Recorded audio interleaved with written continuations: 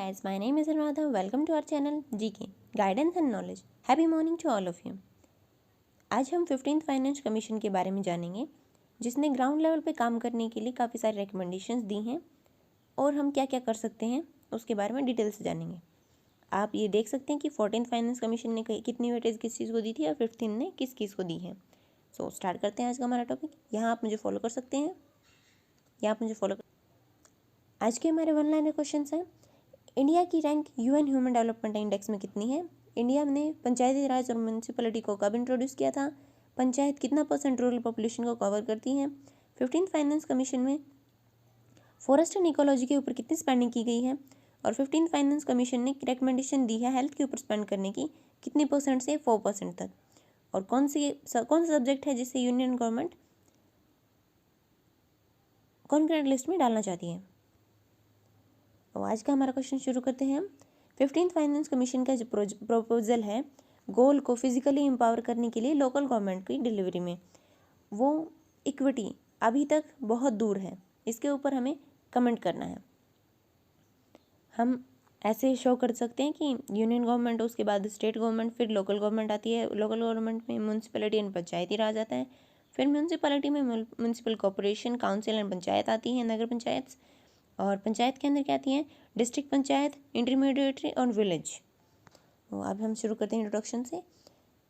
3 tier system हमारे देश में इंट्रोड्यूस किया गया था 73rd और 74th कॉन्स्टिट्यूशन अमेंडमेंट के साथ में, जिसके अंदर 3.4 मिलियन इलेक्टेड रिप्रेजेंटेटिव्स हैं पंचायत के अंदर, पंचायत लेवल पे, और 1.3 मिलियन वुमेन्स हैं।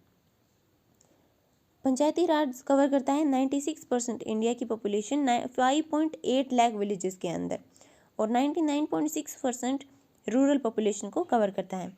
15th फाइनेंस कमीशन के प्रपोजल ग्राउंड लेवल पे एम्पावरिंग करने के लिए काफ़ी दूर हैं। उसके पीछे काफ़ी सारे रीजंस हैं, तो हम रीजंस डिस्कस करते हैं। लेक ऑफ फंडिंग और पावर का डिसेंट्रलाइजेशन की कमी होती है, क्योंकि स्टेट अपनी पावर को शेयर नहीं करना चाहता। ऑब्जेक्टिव्स हैं पंचायती राज के, वो अभी तक कंप्लीट नहीं हुए हैं और अभी तक रिकॉग्नाइज भी नहीं किया गया है इतने बड़े लेवल पे पंचायती राज को। ट्रांसपेरेंसी, अकाउंटेबिलिटी एंड मॉनिटरिंग की कमी है। करप्शन और नेपोटिज्म देखने को मिलता है। पॉलिटिकल विल की भी कमी है। और 13th फाइनेंस कमीशन ने ऑनलाइन जाने की रिकमेंडेशन दी थी, उसे भी फॉलो नहीं किया गया है, और ना ही बलवंत राय मेहता कमेटी की रिकमेंडेशन को फॉलो किया गया है। 14th फाइनेंस कमीशन अभी भी आउटडेटेड 14th फाइनेंस कमीशन ने आउटडेटेड मेथड जो सैम्पल सर्वे का है उसे यूज़ किया है। इसके अंदर कुछ % उठा ली जाती हैं और उसी को शो कर दिया जाता है, और उससे भी बड़ी बुरी बात यह है कि उसे पब्लिश भी नहीं किया गया। इन्फॉर्मेशन कम होती है प्रोजेक्ट के बारे में लोकल को, और जेंडर इक्वालिटी की भी कमी देखने को मिलती है। स्कीम्स का पूर्ण इम्प्लीमेंटेशन होता है और हेल्थ के ऊपर भी कम स्पेंड किया जाता है। 15th फाइनेंस कमीशन ने क्या क्या स्टेप्स उठाए हैं?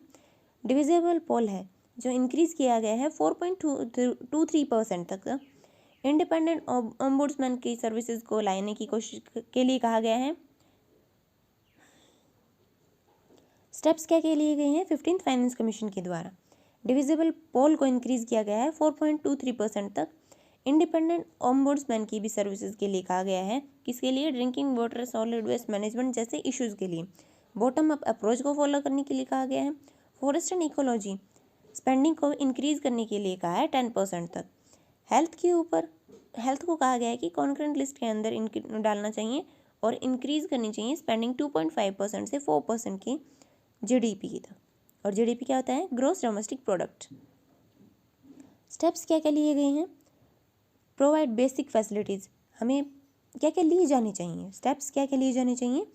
बेसिक फैसिलिटीज़, इंफ्रास्ट्रक्चर, फंडिंग और लोकल्स को प्लेटफॉर्म प्रोवाइड करवाने की ज़रूरत है ग्राउंड रियलिटी पे।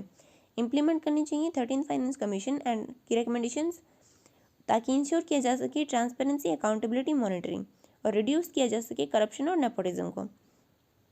ट्रेनिंग प्रोवाइड करवानी चाहिए और एक्सपोजर होना चाहिए जीपी क्या? ग्राम पंचायत मेंबर्स का। और CB ऑफिसर, क्या आप बता सकते हैं कि CB ऑफिसर्स की फुल फॉर्म क्या होती है, ताकि इंश्योर किया जा सके जेंडर इक्वालिटी को। नेक्स्ट क्या होगा? इंक्लूड करना चाहिए लोकल्स को, स्प्रेड करनी चाहिए अवेयरनेस। किसके थ्रू? IAC मटेरियल्स क्या होते हैं? Information, education and communication. काफ़ी सारे लोग हमारे देश में आज भी इलिटरेट हैं, उनके साथ इंगेज करने के लिए हमें क्या करना चाहिए, कुछ इनोवेटिव आइडियाज़ यूज़ करने चाहिए, जैसे कि हम पिक्चर्स फोटोग्राफ्स का यूज़ कर सकते हैं उन्हें डिटेल्स प्रोवाइड करवाने के लिए, ताकि उन्हें अट्रैक्ट किया जा सके डेवलपमेंट के काम में ऐड होने के लिए, इंक्लूड करने के लिए।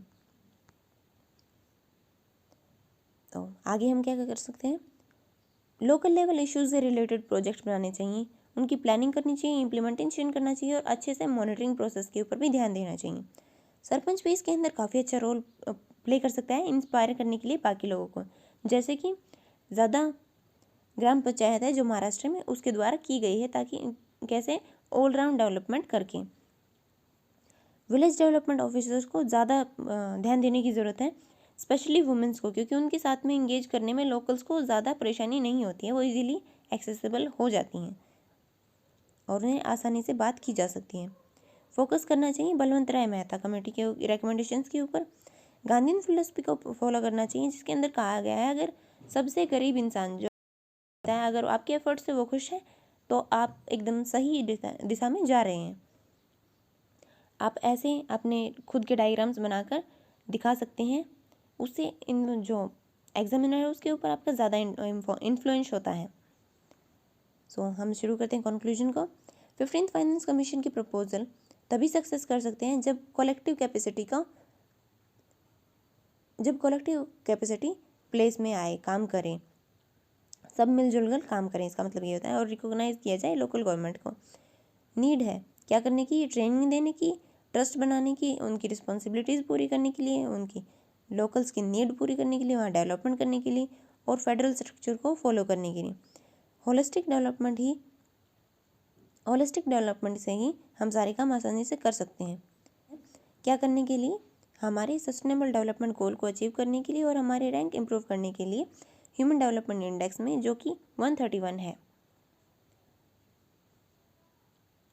आप आंसर में सस्टेनेबल डेवलपमेंट गोल और हमारे रैंक काफ़ी अच्छे से यूज़ कर सकते हैं, ताकि हमारे क्वेश्चन को और भी ज़्यादा अट्रैक्टिव बना सकें।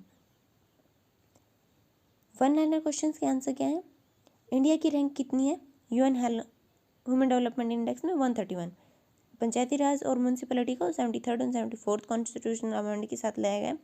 पंचायत 99.6% रूरल पॉपुलेशन को रिप्रेजेंट करती है, कवर करती है। 15th फाइनेंस कमीशन ने फॉरेस्ट एंड इकोलॉजिकल स्पेंडिंग की है 10%। 15th फाइनेंस कमीशन की रिकमेंडेशन के अकॉर्डिंग हेल्थ को 2.5% से 4% तक बढ़ाने की रिकमेंडेशन की गई है। यूनियन गवर्नमेंट हेल्थ इशू को कॉन्करेंट में लाना चाहता है, कॉन्करेंट लिस्ट में लाना चाहता है। आपको आज मेरे हिसाब से पता होगा कि हमारे देश में 3 लिस्ट हैं, union list, state list and concurrent list. Union list में यूनियन कानून बनाता है, लॉ पास करता है, स्टेट में स्टेट और कॉन्करेंट में दोनों कर सकते हैं। लेकिन अगर यूनियन ने पहले इसके ऊपर काम किया है तो यूनियन का ज़्यादा इन्फ्लुएंस होगा, उसकी बात को माना जाएगा। क्या आप बता सकते हैं कि हेल्थ सब्जेक्ट अब कौन से लिस्ट में है? So this is it for today. Thank you for listening. Don't forget to like, share and subscribe. Also provide your suggestions to improve. और अपने आंसर ज़रूर पोस्ट करें, मुझे बहुत अच्छा फील होगा इन्हें देखकर। जय हिंद, जय भारत।